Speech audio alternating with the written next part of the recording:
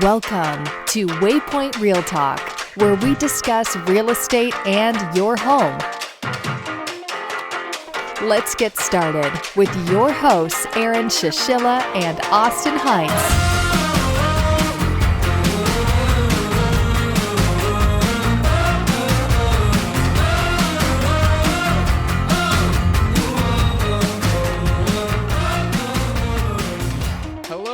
And welcome to Waypoint Real Talk. My name is Aaron, and with me, I don't have Austin again. He is out in a meeting, but I do have the wonderful Crystal Brady. Crystal has been with us several times here on Waypoint Real Talk.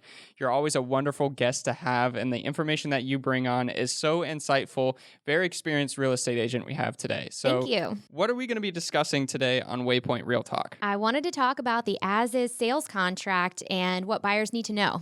Right. So the as-is sales contract, I am aware from my own experience, is very different from what you would expect with a regular contract. I know many buyers may go into a position of buying a house and thinking that the seller may have to fix items if they're not up to today's code or what they want. It might be a little bit of a safety issue even. Sure. Yeah. So we'll get into all those specifics. The as-is contract is prevalent in our greater Tampa Bay market as being the one most commonly used. But it does vary from state to state and market to market. And a lot of folks that are coming from out of state are surprised by the process and the way we do things here. For people that are local or have bought and sold homes in the last few years, they may already be familiar with kind of how we sell homes here. We do sell them as is, and we'll talk about that today. I wanted to go through some of the conditions that are in the contract, the timelines, contingencies, and then discuss that as is component and what that means as well. Right. So we're going to be discussing that. Can you tell me exactly like a general overview of what the as-is contract means? Yes. And I know you also have so we have the blog portion available on our website. You have a little disclaimer that you want to put in there that you're not an attorney. Right. Right. So can you expand on that and then tell us a general overview of what the as-is contract is? Exactly. So I am a licensed realtor for Florida and not an attorney, or am I providing any legal advice? But I did want to explain the contract to you and tell you some of the common contingencies and timelines and give you an overview of it, kind of explain what some of that means. But I'm not an attorney. I'm not giving legal advice. So I just wanted to put that out there because it is a contract that's written by attorneys and it is legally binding. So it is an actual legally binding contract. And that's why it's important to know what it says in there and what you're getting yourself into as a buyer. So as far as the general overview goes, the timelines in the contract are one of the first things that I wanted to address. Timelines are very important because it is a legally binding contract and there are lots of different sections that require you as a buyer to do different things within a certain number of days. And it's important that you stay within those given timelines because, as we said, it's a legally binding contract. And if you do not complete some of these tasks within the required timelines, you could be in breach of contract and there can be consequences for you as a buyer for being in breach. This could be potentially exposing you to a lawsuit or a dispute. It could also put your earnest money at risk. So when you go under contract, you are putting down a deposit, and how you move forward with that contract will depend on what happens with that deposit. It's typically applied toward the purchase of the home, but if you're in breach of contract, not meeting the deadlines, not closing, or doing certain things, you could be putting that deposit at risk, and as a buyer, you could lose it. So that's why the timelines are so important with this contract. Gotcha. And when we talk about some of the terms we're going to be discussing, what are the effective dates and the important deadlines with those, and why is it so important to stick with those deadlines? So everything starts with what we call the effective date of the contract. The effective date is a term that we use to describe when the contract begins. And then all of the timelines that we're going to discuss start from that effective date. And typically, the effective date is when the last party signs. So say the buyer signs the contract, sends it to the seller. Now the seller signs it. Both parties have now signed it. So it's now an executed, legally binding contract. And it also has to be delivered back to the buyer in that situation so that everybody now has a copy. So we typically define the effective date as the date when the last one of the buyer or seller has signed and initialed and delivered the offer or final counter offer. That's how it's defined in the contract. So once both parties sign, basically, we have an effective date at that time. And then we're going to start to move forward with all of our timelines off of that one effective date. So as far as the important timelines and contingencies and deadlines, the first one is going to be the escrow deposit that we were talking about. So we don't typically do the deposit up front. We typically do it once the seller has accepted the offer. And you're going to hear me say we don't typically, or we do typically a lot, because I'm going to give you what a lot of the timelines are in the as-is contract that are the defaults.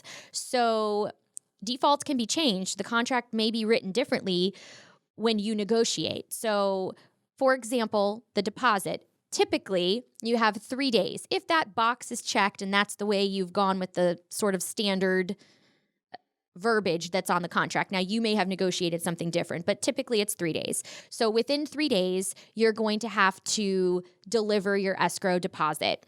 And that's that initial deposit after your offer is accepted.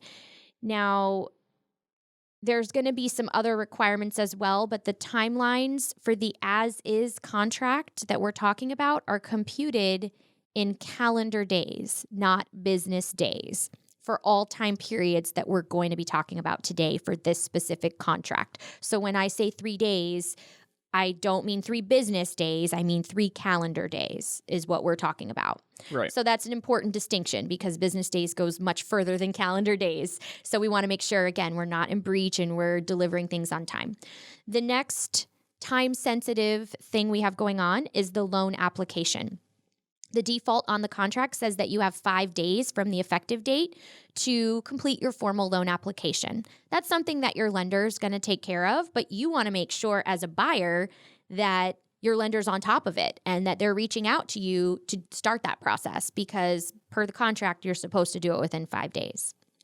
The other time requirement that we see a lot that's important is the loan approval.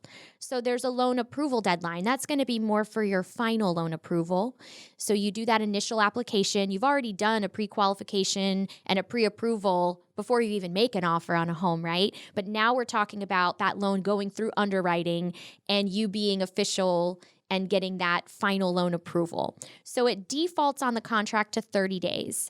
A lot of times you might see that number move through negotiations. It may be a shorter period of time. For example, if we're closing within 30 days, it's usually not something that a seller would want to go that entire period. They would want loan approval quicker than the day that we close. So you need to make sure you read your contract closely and see what terms you have on there. But typically it defaults on the contract to 30 days. And that's going to basically be the major financing contingency portion of your as-is contract is getting that loan approval within that certain amount of time.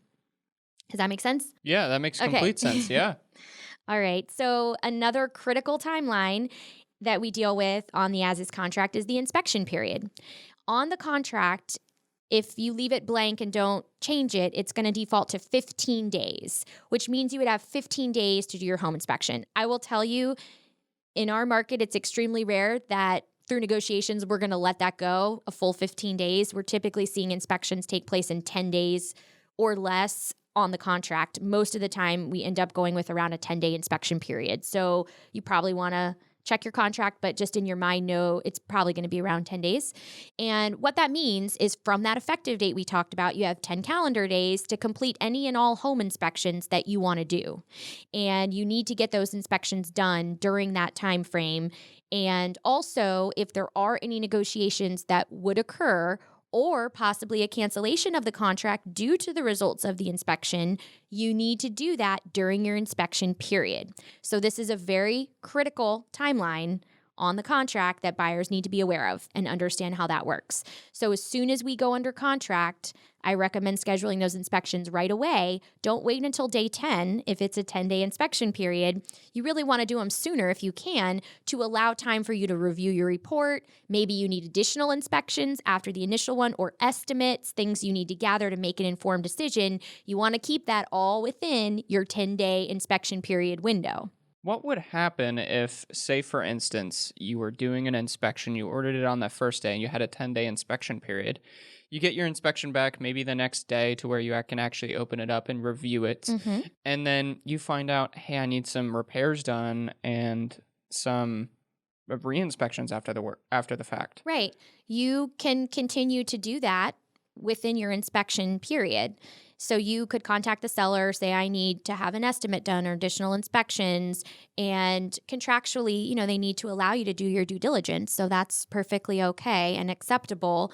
You just, like I said, want to try to keep it within the 10-day window. So sometimes what will happen is, let's say, for whatever reason, due to a buyer's schedule, they couldn't get out until day 8. To do that inspection, and it's a 10-day inspection period. So now they need an estimate because they realize through the home inspection that they may need a new roof or some major repair, and now they want to know how much that costs to decide if they're going to move forward with this home, but they can't get someone to come do that estimate within the next 2 days. They can ask for an extension of the inspection period so that they're still protected and they have more time to finish doing their due diligence and possible negotiations that may come out of that. So some people are under the impression that, well, I did my inspection, even if it was day 10, they did it, and we're trying to negotiate with you right now, and it doesn't matter that we're on day 12.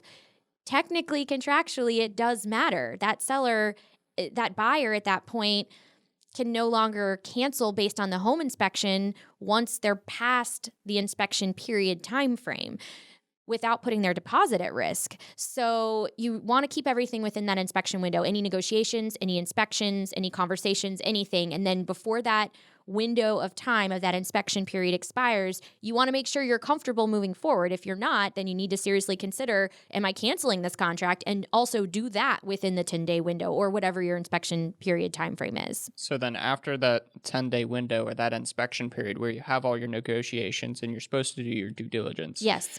We get into the closing date and it's pretty much you're locked in at that point?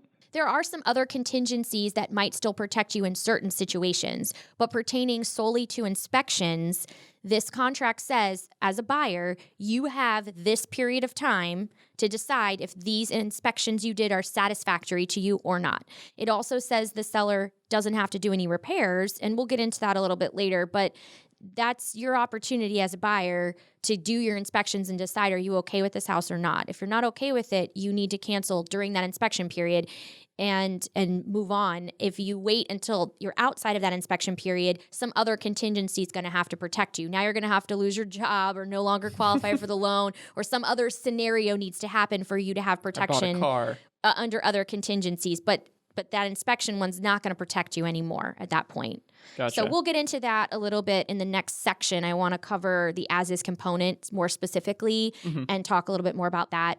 But the last timeline before we get to that is the closing date. So at the time you make an offer, you are deciding upfront with that seller a closing date and what that's going to be in advance. So when you make that decision, that goes on the contract and that's on there for I'm closing on X date. So you need to meet that requirement. Your lender needs to meet that requirement. So this is why doing that loan application right away is important. Getting the inspections out of the way right away is important, because if you're closing in 30 to 45 days, you need to move the loan process forward so that the lender can close that loan on that date that we've established. If you don't close on that date, or your lender is not ready to close on that date, then you would be in breach of contract and you would need an extension. And if the seller agrees to give you an extension of the timeline, then you're okay. You're no longer in breach. We've made a new agreement. But if that seller says, no, you need 2 more days past the date, I'm not going to give it to you, you're not going to get that house. So meeting the closing date is very critical.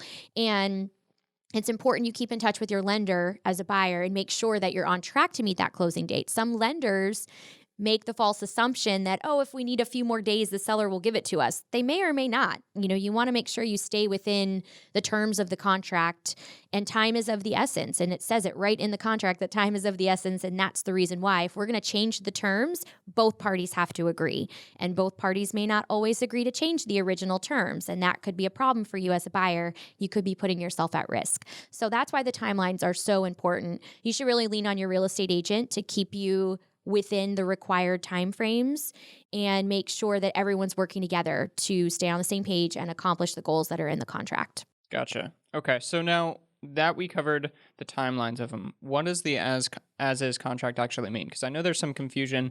Well, do I take it literally as is? Most people consider when they purchase a house, they might be able to negotiate and say, well, I don't know if I like this, or my home inspector said XYZ. The seller has to fix it. What are the limitations within an as-is contract, and why do we do an as-is contract compared to a different type of contract? Right. So we do have an alternate version of the contract that is not as is. It's called the CRSP, or the CRISP, sometimes we refer to it as. And it has some of those more traditional terms where their sellers are required to do repairs up to a certain repair limit. And it's more seller protective, the other contract, to be honest. This as-is contract is very buyer protective.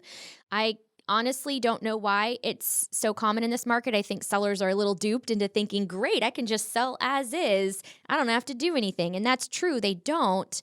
However, the buyer can also walk away for any reason at all. So it's not really locking the buyer into that contract. They can definitely change their mind during their inspection window and cleanly get out of this contract. So, but it's the prevalent one that's used in our market, which is why we're talking about it. So what it means to sell as is, if you go by the letter of the contract, is there's a section on the contract called inspections, and it has a paragraph where it's going to explain what it means. But basically what it means is, let's just say your inspection period is 10 days. It's going to say, during this 10-day window, the buyer can do any and all inspections they want to do, and at the buyer's sole discretion, they can cancel this contract and get their earnest money back if they are not satisfied with the results of that inspection. So a buyer could go under contract, do the inspection, and then get cold feet, not like the color of the paint on the walls. There could literally be nothing major on that home inspection report, but because it says they can cancel at their sole discretion, they can cancel at their sole discretion. So it's kind of like they can just get out of the contract for any reason almost during that inspection window. So it's very buyer protective in that regard. Now, it also says that the seller is not obligated to renegotiate or do any repairs based on the buyer's home inspection. And if the buyer doesn't like it, they can walk away. That's their recourse, like we just talked about. But alternatively, the seller doesn't have to repair anything, agree to give any credits or money, or renegotiate the price or anything like that. The contract they sign basically does say take it or leave it. And when it says as is, they're talking about the home in the condition that it's in at the time you viewed it for your showing and went under contract. So, for example, you go to view that home and let's just say the refrigerator's broken. Well, that would be kind of weird if they're living there, right? Maybe the oven's not working, or there's some major component to an appliance that's not working, or something you visually see, like you see a leak somewhere, like a hose bib leaking outside, or you know the roof is 20 years old. The seller's telling you, like, this is the way it is, and it was this way when you went under contract, like that oven was broken when you went under contract. I don't have to fix it. I don't have to do anything. Now, there is what's called an as-is maintenance requirement in the contract, which would be like the oven is fully functional when you do your home inspection and when you go under contract, but now 3 days before closing, the oven randomly breaks because, you know, in home ownership, things happen. Mm-hmm. The seller would be required to remedy that situation and get it back to the original condition it was in when we went under contract to purchase. So if something new happens, like I had one time, a fridge that decided to leak a week before closing, and I was representing the seller. It leaked water all over the floor and damaged the floors. Mm-hmm. It was a wood type floor. Oh no. So obviously the home did not have damaged flooring and a leaking refrigerator when we contracted to purchase it. It was an as-is contract, but that isn't the way that it was when we contracted to buy it. So the seller did have to repair the refrigerator and they had to replace flooring. And they got the buyer involved to make sure, because they couldn't get an exact match. And, you know, we made sure everybody was okay with that. But they had to take care of that because it was not the condition the home was in when we went under contract. Now, had it previously been broken or the floors were already damaged at the time we went under contract, different story. They don't have to do it. So does that make sense? Yeah, that makes complete sense. Let's break for a minute, and then we'll come right back into it with the buyer's recourse. So give me 1 minute. All right, so we're right back into it. We just had an issue there with the camera where it stopped recording. But getting back into it, it seems like the as-is contract has pros and cons to either side. Yes. And the buyer can really step out of it in multiple instances if they want. However, the seller isn't really obligated to fix minor items or items that they want. Or anything. Or anything, if at all, I guess. Right, yes. But I know you wanted to talk for a minute about permits. Yes. So what in that permit section did you want to mention? Permitting does come up from time to time. The title company does a lien search, and they also search for open permits. And sometimes that'll get flagged by the title company, and a buyer will come back and say, hey, there's open permits or expired permits on this property, and I want the seller to take care of that before I buy it. Well, it doesn't affect title, so it doesn't affect your ability to buy that home with a clean title. And the way the as-is contract is worded, it does not require sellers to close out open permits or expired permits or expend any money to do that. What is the actual, like, if a buyer were to take ownership of a property, what does that mean for them if a permit's open? So it's really going to depend on the municipality and the county, and if you go to pull another permit maybe in the same area, if that's going to be problematic or not. So it's kind of hard to say, to be honest. I have purchased homes with open and expired permits and not had any issues myself, but it doesn't mean you may not have an issue depending on what the permitted item is for, is what I would say. So you really would have to check with the local permitting office on that.